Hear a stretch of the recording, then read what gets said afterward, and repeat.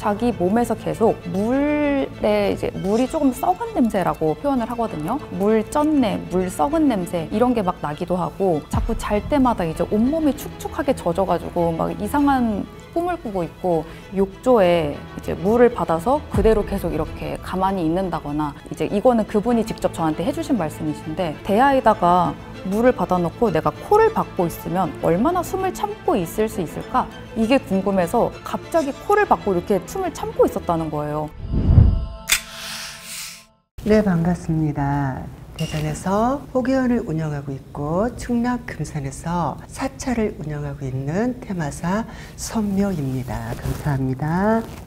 안녕하세요. 저는 현재 세종에서 인생 상담을 함께 도와드리면서 유튜브 채널 현월궁을 운영하고 있는 신여청아라고 합니다. 반갑습니다. 저희 무속에서는 보통 사람이 죽게 되면 대부분은 이제 당연히 막 지옥에 간다, 천국에 간다 이런 게 막 나눠져 있잖아요. 근데 사실상 지옥이고 천국이고 먼저 그런 데를 가기 전에 그 중간 단계인 그 바르도라고 중유에 딱 거쳐서 그 자리에서 뭔가 심판을 먼저 받는다라고 하거든요. 그래서 가운데에 딱 걸쳐 있는 사람들을 이제 조금 위해주기 위해서 어떻게 보면 조금 뇌물 같은 걸 찔러주는 그런 이제 작업이 조금은 필요하다 보니까 그래서 조금 뭐 제사도 지내주고 뭐 3일장을 치른다고 하잖아요. 그런 일들을 조금 하는 게 아닌가 이런 생각을 하고 있기도 하고요. 대부분은 이게 어떤 사람이 어떻게 죽었는가에 따라서 어디로 가는지 어떻게 되는지가 굉장히 달라지기 때문에 딱 이렇다라고 얘기를 하기는 어려울 것 같지만 대부분 그냥 일반적인 모습에서 정말 평범한 사람이 죽는다라고 가정을 했을 때는 그냥 딱 중유 그 바르도에 가게 된다. 딱 이렇게만 말씀을 드리는 게 제일 평범할 것 같아요. 잘못을 이제 많이 한 그런 죄인이면 그 과정을 거쳐서 이제 그 다음으로 넘어가게 되는데 본인이 살아생전에 잘못을 저질렀던 것들을 다 다시 보여주면서 성찰을 하게끔 만들어주는 그런 이제 시간이 필요한 거고 뭐 천국에 가시는 분들은 바로 그냥 가시겠죠? 사람이 죽으면요 영혼과 육신이 완전히 분리가 됩니다. 영혼은 몇십만 년까지 살아 계시고요. 육신은 지수화풍으로 소멸이 됩니다. 자연으로 흘러가는 거죠. 그리고 사람이 죽으면 천상계로 각각 살아생전에 자기가 지은 업보대로 올라가는데요. 첫 번째 단계가 욕계의 세상으로 갑니다. 욕망으로 가득 찬 세상을 욕계라고 하는데요. 여기에 욕계의 존재들은 미각, 후각, 청각 이런 촉감, 이런 감각기관이 발달되어 있어서 쾌락을 많이 추구하고요. 괴로움에서 벗어나려는 욕망이 아주 강합니다. 지금 우리가 살아가는 세상을 욕계의 세상이라고 보면 돼요. 이 욕계의 세상에서 육도 윤회를 계속 반복적으로 윤회를 합니다. 태어나고 늙고 병들고 계속 반복해요. 이것을 천주교에서는 연옥이라고 합니다. 이 괴로운 세상에서 너무 고통스러우니까 우리 자손들, 영매자인 자손들에게 주-밭을 계속 던져요. 구원해달라고. 그러면 그분들을 위해서 업을 소멸해드리면 이 색계로 올라갑니다. 색계는 어떠한 세상이냐면요. 천국이에요. 기독교로 말하면 예수님이 계시는 세상, 괴로움이 없는 세상, 집착이 없는 세상, 고통이 없는 세상, 이것을 색계라고 말합니다. 그리고 마지막 단계 무색계가 있습니다. 이 무색계는 무색계 이름대로 물질이 없는 세상, 텅 빈 공인 세상, 아무 입자도 없는 세상을 무색계라고 말하는데요. 여기에 들어가는 사람들은 어떠한 사람이 들어가냐? 무소유를 실천한 사람, 성철 스님 같은 분, 법정 스님 같은 분, 김수환 추기경 같은 분들이 무속기에서 거저고 계십니다. 저는 천국은 경험을 해본 적도 없고 막 이렇게 살짝 본 적도 없기는 한데 저는 희한하게 약간 저승사자를 조금 많이 본다거나 그분들을 통해서 지옥을 살짝 체험을 해본 적은 있긴 하거든요. 근데 정말 맛보기로 잠깐 이렇게 구경만 해본 게 있기는 하지만 정말 지옥은 이건 갈 곳이 안 되는구나. 여기는 절대 가면 안 되겠다라고 크게 깨달았던 게 살짝 어두운 그런 공간에서 복도가 쭉 길게 늘어져 있는데 그 복도를 따라서 양쪽 옆에 방이 무수하게 많은 방들이 뚫려 있더라고요. 근데 사자가 앞에서 이렇게 길을 끌어주는데 방 하나하나를 다 안쪽을 구경을 시켜줬었거든요. 근데 문이 뚫려 있고 그 안에서는 수술대 같은 곳 위에 죄인이 올라가 있고 형체가 좀 보이지 않는 그런 악마나 귀신 같은 애들이 그 사람이 잘못을 저질렀던 거를 똑같이 행하면서 좀 보여준다거나, 제가 이제 봤던 걸로는 몸을 토막을 내고 있는 모습이 보였었고, 이제 당하고 있는 모습도 보였었고, 몸에다가 불을 질러서 계속 고통을 주는 모습을 좀 봤었는데, 그거 말고도 엄청난 고통을 많이 주는 모습을 제가 봤어서 절대로 내가 이 생에 있어서 잘못을 저지르면 안 되겠구나, 이거를 굉장히 절실히 깨달았었죠. 선생님께서 말씀하셨듯이 살아생전에 죄가 크면요, 폭행을 했거나 사기를 쳤거나, 그리고 남한테 큰 상처를 주었거나, 이러한 사람들은요, 이 해탈을 못해요. 육도윤회를 못해서 영겁의 세월을 떠돌다가 이 중음신이 돼서 자신하고 주파수가 맞는 자손에게 내려옵니다. 그 자손의 영혼을 갉아먹으며 공생을 하며 살아갑니다. 그 자손은 그야말로 지옥인 인생을 사는 거예요. 그게 지옥인 거예요. 지옥이 따로 있는 게 아니라 조상의 잘못된 그 업보로 인해서 누군가인 그 자손이 대신 고통을 느끼며 살아가요. 그 자손은 변명도 없는 우울증, 조울증, 공황장애, 중독, 이러한 심한 정신병을 앓고 미래가 없는 불투명한 삶을 살아갑니다. 이게 바로 지옥인 거예요. 그리고 스승도 허건날 테마하면서 그 사람들의 기운을 느끼는데요. 이건 살 수가 없어요. 자기가 들어오면 이 목이 메어갖고 입이 다 혀가 꼬부라진다. 약을 먹고 죽었기 때문에 지옥인 그 고통을 느끼고요. 그리고 음란 그런 게 들어오면요, 상처, 배신, 뭐 전생에 기생이로 살았다든가 아니면 노예로 살다가 을 당해서 비참하게 살았다든가, 음란기가 들어오면요, 이 소승이 하혈을 합니다. 하혈을 하고 막 요도형 방광염까지 생기고 고통이 따로 없어요. 그리고 막 집착을 하는 마음이 계속 막 들어와요. 열망, 집착, 그리고 고통, 이런 게 계속 들어옵니다. 스승의 관점으로는 지옥이 그냥 우리 일상에 영매자인 자손에게 들어와서 같이 공생하는 걸 지옥이라고 표현이 됩니다. 많아요.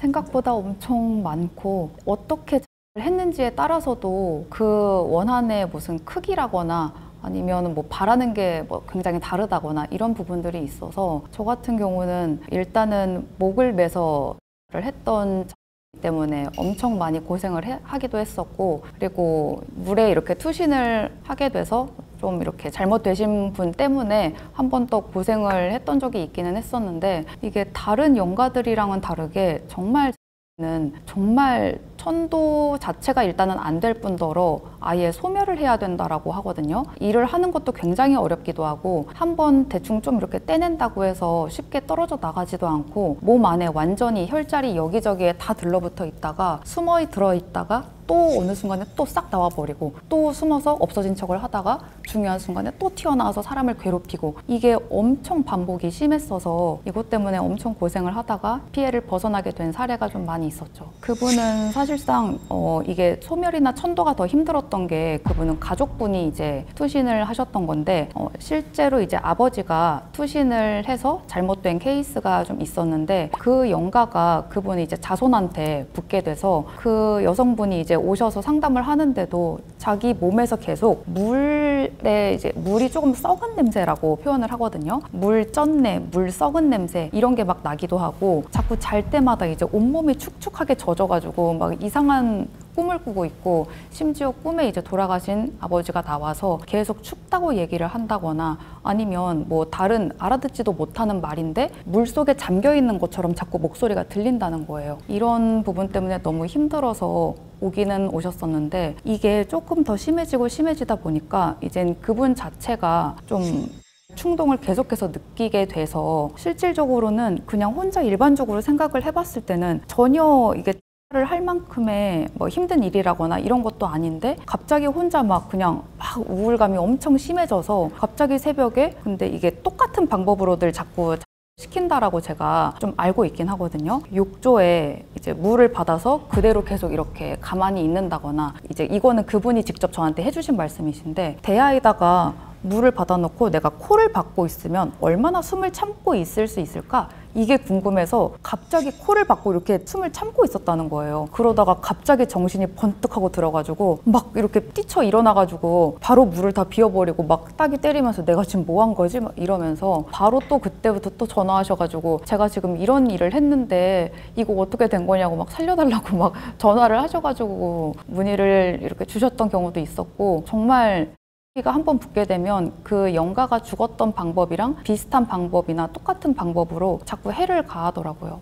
해를 시도했다는 것은요, 나의 정신 상태가 완전히 망가졌다는 겁니다. 또 다른 영가들하고 접신이 됐다는 건데요. 그래서 살아가면서 어떠한 경계에 부딪히면요, 옛날에 그 안 좋았던 그 기억이 한꺼번에 확 밀려와서 혼자 해결을 못해요. 그냥 스스로 지옥의 문을 열어버립니다. 이건 이제 저의 친구, 사회 친구 이야기인데요. 친구가 신기가 있어요. 그래서 어느 날 보니까 신을 모셨어요. 그런 신을 모셨으면 열심히 업을 닦아서 구제중생을 해야 되는데 그 과정이 힘드니까 신을 내모셨어요. 그리고 나서 지인 친구 집에 초대를 받았는데 갑자기 안 좋은 기운을 감지한 거예요. 야, 나 지금 이상해. 갑자기 정신이 어지럽고 숨이 막히고 갑자기 막 죽을 것 같아.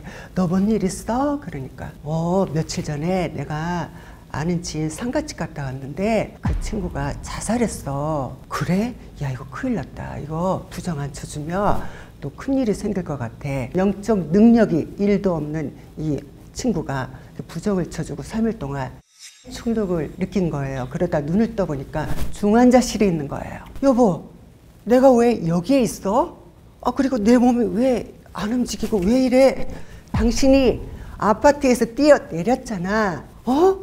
나 같은 이 소심하고 겁 많은 내가 왜 뛰어내렸지? 자, 이렇게 영혼을 갉아먹으면서 무섭게 이런 일이 생깁니다. 일반 사람들이 하려면 고통 때문에 못해요. 하다가 포기해요. 하지만 자기가 이 기접이 딱 들어오면요, 자기도 모르게 그렇게 행합니다. 지금 장애인으로 살고 있습니다. 이 귀신의 존재가 이렇다니까요. 이렇게 무섭습니다. 아셨어요? 저승사자를 엄청 어린 나이부터 여러 명을 만났었는데, 이게 현대 저승사자라서 그런지 저는 검은 막 이런 도포나 아니면 한복이나 갓을 쓴 분은 여태까지는 한 분도 보지를 못했었고, 저승사자들은 대부분 그 상대방이 좋아하는 모습으로 조금 이렇게 변신을 해서 온다라는 얘기가 있거든요. 그래서 그런지는 모르겠는데, 일단 검은색이 좀 많긴 했었는데 멋있게 수트를 싹 빼입고 위에는 그런 정장 마이고 아래는 또 반바지예요. 거기다가 멋있게 딱 로퍼를 신고 말도 안 타고 스포츠카를 타고 딱 내리면서 진짜, 아니 뚜껑이 열려있는 스포츠카를 진짜 굉음을 내면서 오더니 딱 내려가지고, 요즘은 명부도 이렇게 안 들고 진짜 옆에 매는 가방 있잖아요. 그런 가방 들고 다니면서 거기서 뭘 꺼내서 막 얘기를 해준다거나, 아니면 정말 얼굴이 정말 연예인의 외모처럼 흡사, 정말 와 연예인인가 싶을 정도로 잘생긴 그런 분들이 계셨었고, 최근에 봤던 이분은 조금 급이 높은 저승사자들도 이제 조금 직급이 나눠져 있기는 하거든요. 그래서 그 사자님들 중에서 직급이 조금 높은 분을 만났었는데, 그분의 역할은 신의 바로 직속으로 일을 하시는 분이라고 하더라고요. 근데 그분은 거의 무슨 사자인데 옷이 완전 비단 실크 같은 옷에다가 막 무늬 자수까지 엄청 화려하게 다 들어가 있고, 뭐 옷이며 분위기며 막 모자를 쓴 거 하며 엄청 다 막 화려하게 빛나는 걸로 치장을 하고 계셔가지고, 저런 사자면 쫓아가도 되겠다 싶은 좀 그런 느낌까지 들긴 하더라고요. 전혀 공포스러움이 없었고, 일단 그냥 딱 보면 정말 잘생긴 남자, 아니면 그냥 약간 멋있는 장군이나 무슨 도사님 같은 그런 느낌, 이런 분들이 좀 많았었어요. 네, 이거는 제가 개인적으로 봤던 분들이었고, 손님들이나 아니면 다른 사람들, 다른 조금 이제 상문이 들어왔을 때 보게 되는 그런 사자는 대부분 조상의 모습으로 변해서 이렇게 보여준다거나, 아니면 뭐 그분의 다른 사람의 뭐 친구분이나 다른 사람의 아는 사람의 모습으로 변해서 나투시는 경우가 좀 많더라고요. 스승도 살아가면서 이 저승사자를 많이 접하게 됐어요. 특히 죽을 고비를 많이 넘겼거든요. 저승사자가 화면에 나오는 것처럼 두 분이 나타나는데요. 실제로 임종 직전에는 세 분이 나타납니다.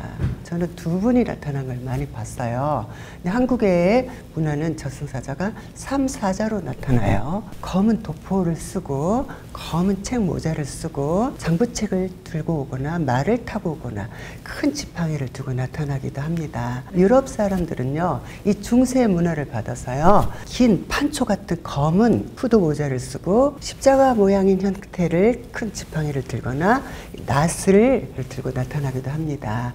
신도분 이야기인데요. 아들이 병약하게 태어나서 어렸을 때부터 이 신장이 안 좋아서 신장 투석을 받고 살다가 이제 20대에 대해서는 이 뇌종양까지 와서 이 두 눈 시력을 잃어버렸어요. 이 류마티즘 관절염까지 와서 이 손가락이 다 변형이 됐어요. 이것을 지켜보는 부모님의 심정을 얼마나 가슴이 아프겠어요. 그러니 허구날 시간만 나면 스승한테 전화와서 울고 이럴 때마다 스승이 신이라도 돼서 100년 전에 죽은 사람도 꺼내서 살려내면 얼마나 좋겠습니까? 아들한테 갔더니 며칠 동안 헛소리를 하면서 계속 잠도 못 자고 계속 선망이 오니까 이 저승사자가 보인다는 거예요. 그래서 어떻게 보이냐 그랬더니 이 천장에 저승사자 세 분이 관뚜껑을 탁 열더니 이제 가야지 빨리 들어와 이러니 얼마나 무섭겠어요. 눈도 안 보이니까 또 거기다가 또 눈이 안 보이니까 계속 선망이 오는 거예요. 선망이 오면요 처녀 귀신 소복을 입고 피치를 하고 나타나서 살려줘 살려줘 날 살아야 되는데 왜 그랬어 이러다가 화면이 또 확 바뀌면서 조선시대에 이제 전쟁터로 바뀌는 겁니다. 거기에 화살 맞아 죽은 사람, 칼에 맞아 죽은 사람, 창에 찔려 죽은 사람, 막 이 좀비 세상이 되는 거예요. 그 중에 한 분이, 남자분이 군복을 입으신 분이 다리를 질질질 끌고 다니면서 살려줘. 네가 날 죽였잖아. 왜 죽였어? 나 때문에 우리 엄마가 하늘 품고 죽었어. 살려줘. 이라는 겁니다. 이 아들의 전생이 조선시대의 장군이었어요. 그래서 자기가 살인한 사람들 그 영혼들이 한꺼번에 그 죄로 사함을 받고자 내려온 거예요. 이 자손까지. 이 죽기 전에는 무의식으로 이게 보이는 겁니다. 그래서 아들 상태를 보니까 혀도 이렇게 말려 있고 입술은 보라색으로 변해 있고 피부는 쭈글쭈글하고 푸른 반점과 검은 반점이 막 나 있더라고요. 그래서 보살님한테 아들 밥은 잘 드세요? 하니까 울면서 곡기 끊은 지 한 달 됐고 수액으로 지금 살은 지 거의 한 달 넘어간다고 모진 게 생명이라고 보름이 지나서 또 일주일이 지나 갑자기 내가 꿈을 꾼 거예요. 시커먼 옷을 입은 분들이 그 아들을 막 목욕을 시켜서 수의를 입히는 거예요. 이걸 염습이라고 합니다. 염습을 하는 거예요. 그래서 느낌이 오늘 임종하겠구나. 그 아들 병실을 찾아갔어요. 그랬더니 그 보살님이 스님 나 꿈 꿨어요. 어제 친정 부모님이 큰 광주리에다 국화꽃을 가득 담은 꽃을 담아서 이렇게 길가에 뿌리는 꿈을 꿨어요. 아들 갈 것 같아요 하면서 울면서 그래서 이제 축원을 해드렸어요. 살해생전 네가 이런 병고도 받는 건 살생할 업이기 때문에 그런 거니 모든 집착 내려놓고 다음 세상에는 건강의 몸 받으며 행복하게 잘 살아라 축원을 하는데 의식은 아예 없고요. 축원을 끝난 다음에 그 아들 상태를 보니까 눈가에 이슬이 양쪽에 이렇게 맺혀 있는 걸 봤습니다. 여러분 살생하지 마세요. 살생은 그 죄가 긴 병으로 시달리거나 아니면 단명을 하게 됩니다. 그리고 살생을 안 해야 나의 자손 그리고 건강한 삶을 살 수 있습니다. 저희들이 그냥 본대로만, 저 같은 경우는 그냥 본대로 느낀 대로만 말씀을 드리면 가 어떻게 되는지 뭐 그런 거보다는 사실상 하게 되는 것도 그 사람의 카르마에 의한 영향을 받는다라고 보기 때문에 뭐 그런 것보다는 해서 돌아가시게 된 분들은 어쨌든 인도환생을 다시 못한다라고 알고 있거든요. 그게 이제 벌이라고 생각을 하기도 하고 어떤 죄를 짓더라도 가장 큰 죄가 이제 자기 목숨을 자기가 끊는 것 이게 가장 또 이제 안 좋은 행위라고 저는 알고 있기는 하거든요. 근데 아무리 많은 사람들을 천도를 하거나 뭐 퇴마를 하거나 이렇게 좀 행해본다고 해도 진짜 가장 귀신들 중에 좀 불쌍하기도 하면서도 좀 가장 악하고 무섭기도 했던 게 보니까 아무래도 이분들은 지옥에 끌려간다고 해도 뭐 어디를 끌려간다고 해도 사실상 가장 큰 벌을 받게 되고 자기 나름에는 살아생전에 억울한 일을 당하게 돼서 그 일로 인해서 하기는 했겠지만 그럼에도 불구하고 누구 하나도 그 사람을 이해해 준다거나 하지를 않고 그 하늘 위에 올라가서도 이해를 받기는커녕 그냥 너 네 목숨을 끊었어? 너 다시 인간으로 못 태어나? 기회 내놔 이러고 그냥 기회 박탈자라고 여겨버리면서 바로 소멸이 돼버린다거나 아니면 계속해서 굴러가는 윤회 바퀴에 깔려서 계속해서 이렇게 터지고 또 깔리고 다시 살아나서 또 터지고 이게 반복이 된다거나 좀 이런 모습들을 많이 봤었기 때문에 저는 아무리 봐도 아무리 힘들어도 아까 우리 선생님 말씀처럼 힘들어도 차라리 그렇게 안 좋게 선택을 하는 그런 것보다는 그런 선택을 할 용기로 조금 더 힘을 내서 살아가 보는 게 어떤가 생각을 합니다. 자기 명이 다해서 돌아가시는 분들도 계시긴 하지만 뭐 빙의가 돼서 갑작스럽게 가시는 분들도 계시기는 하잖아요. 근데 저 같은 경우에는 그냥 정말 오랫동안 이렇게 쭉 잘 사시다가 가실 때가 다 되신 분들은 서서히 그냥 자기 물건을 다 정리를 하신다거나 뭐 노만신 같은 경우에도 보면 갑자기 잘 지내시다가 갑자기 어느 순간부터 법당을 다 정리하기 시작하거든요. 불상도 하나둘씩 이제 치우고 뭐 하나둘씩 물건들을 다 내리고 신도들도 정리를 하고 이런 식으로 하다가 어느 정도 다 정리가 되고 단지만 남게 되면 그 이후로 이제 한 3일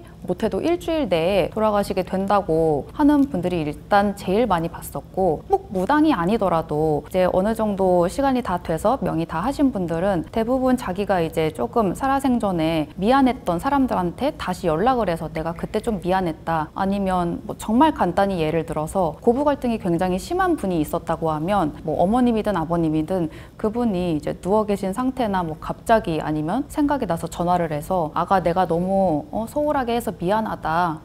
앞으로는 뭐 내가 이렇게 해서 한번 할 테니까 잘 지내보자. 이런 식으로 말을 해놓고 바로 돌아가시게 된다거나 이런 경우가 이제 가장 많았었고 대부분 근데 이렇게 좋은 쪽보다는 보통은 급사 갑자기 돌아가시게 되거나 아니면 빙의로 인해서 특히나 좀 안 좋게 되시는 분들의 경우는 정말 안 하던 행동을 해요. 정말 눈에 띄게 아니 얘 성격에는 엄청 꼼꼼쟁이고 막 돈도 안 쓰는 구두쇠인데 갑자기 얘가 막 자기가 돈을 잘 벌었다면서 갑자기 막 쏘겠다고 돈을 펑펑 쓰게 된다거나 아니면 정말 그냥 가정적인 사람이었는데 한순간에 눈이 뒤집혀서 갑자기 그냥 막 바람을 피우고 다닌다거나 좀 이상한 행동을 보이기 시작하거든요. 안 하던 행동들을. 근데 이게 다른 사람이 봤을 때 걔 뭐 그럴 수도 있지 아유 그럴 것 같았어 이런 정도가 아니고 완전히 달라진 사람처럼 행동을 하게 되면 이제 빙의가 돼서 좀 안 좋은 쪽으로 끌고 가다가 마지막에는 재미를 다 보고 볼장 다 봤으니까 이제 얘 버려야지 하고 죽여버리고 나간다거나 좀 이런 경우가 가장 많았어서 일단은 곧 돌아가시게 되는 사람들은 조금 그런 일상적인 패턴과 완전하게 다른 모습을 보인다라는 게 좀 대부분인 것 같더라고요, 저는. 네, 죽음을 앞둔 사람들을 많이 임종을 지켜봤는데요. 저의 소승의 어머니 이야기인데요. 저희 어머니하고 아버지를 제가 직접 다 제 손으로 임종을 지켜봤어요. 그때는 소승이 출가하기 전이었고 일반인이었어요.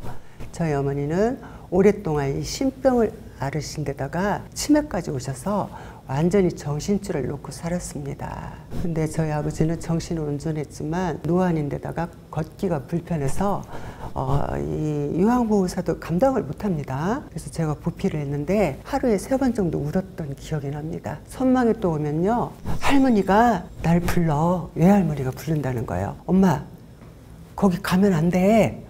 나 지금 강을 건너야 돼. 우리 엄마가 날 이렇게 불러 손짓을 해. 나 이제 가야 돼. 그래서 안 돼, 엄마를 끌어안으면서 할머니 안 돼요. 오늘 안 돼요. 우리 엄마 데려가면 안 돼요. 다음에 오세요. 하고 진정을 시킵니다. 그리고 또 어느 날은 또 보따리를 다 꺼내요. 야야, 나 좀 네 외삼촌 집에 데려다 줘. 엄마, 지금 추워서 안 돼. 지금 안 돼. 아야야, 가야 돼. 이 보따리를 가져가면 네 외삼촌 배부르게 살 수 있어. 땅도 사고 자식들 학교도 보내고 장가도 보낼 수 있어. 근데 외삼촌이 돌아가셨거든요. 젊었을 때 신병을 앓다가 단명하셨어요. 근데 살아 계신 줄 알아요. 그 보따리를 풀어보면요, 뭐가 있냐면 언니들이 용돈 쓰라고 주운 돈을 꼬깃꼬깃 모아갖고 이 고무줄로 이렇게 싸놨어요. 거기에다가 먹다 남은 빵, 과자 부스러기, 옷, 그리고 밥 말린 거, 봉지 싸놓은 거, 이게 엄마는 이게 재산인 줄 압니다. 얼마나 가슴 아프겠어요. 그러다 또 선망이 계속 와요. 하루에 3번씩이요. 또 선망이 오면요, 나 이제 가야 돼. 그럽니다. 저기 기와집이 저기 잘 사는데 나는 거기를 가면은 이제 평생 잘 살 것 같아. 편안하게. 근데 5곱인데 2고개밖에 못 넘었어. 근데 3고비를 넘어야 돼. 그래서 엄마 다음에 나하고 같이 가. 내가 집에 태워다 줄게. 안 돼. 그러면 네 엄마 그럽니다. 또 엄마가 또 이 의식이 돌아올 때가 있어요. 매일 선망만 오는 거 아니에요. 너무 이 부러진 다리가 고통스러우니까 야야 약 갖고 와라. 엄마 진통제 더 이상 드시면 안 돼요. 큰일 나요. 그럼 치약이라도 갖고 와라. 농약이라도 갖고 와라. 내가 정말 고통스러워서 못 살겠다. 나 좀 죽여줘라. 저희 어머니가 그러면 마음이 격해져서 엄마 왜 나를 살인자로 만들려고 하세요. 끌어안고 부둥켜 안고 울고 그것도 한을 또 풉니다. 우리 불쌍한 엄마, 한이 많은 엄마 끌어안고 울다가 또 이 또한 지나가리라. 이것 또한 재해무상이라고 다짐하는데 그때는 수행자가 아닌 중생이라 그게 잘 안 되더라고요. 마지막에 돌아가실 때는 체온이 너무 팍 떨어지더라고요. 갑자기 완전히 음식을 거부하고요. 체온이 떨어져서 어떻게든지 불쌍한 우리 엄마, 한이 많은 우리 엄마 살려보려고 체온을 올리려고 계속 마사지를 해주고 담요로 덮고 여름인데도 온도를 높이고 또 의식 있을 때는 가래 그러렁그렁 하는 것도 스스로 빼냈는데 그게 안 되니까 옆으로 누워갖고 이렇게 입으로 제가 스스로 빼내고 관장도 스스로 하고 이렇게 지냈는데 한 일주일이 지나서 갑자기 엄마가 그때가 마지막 의식이었어요. 야야 나 이제 가야 돼.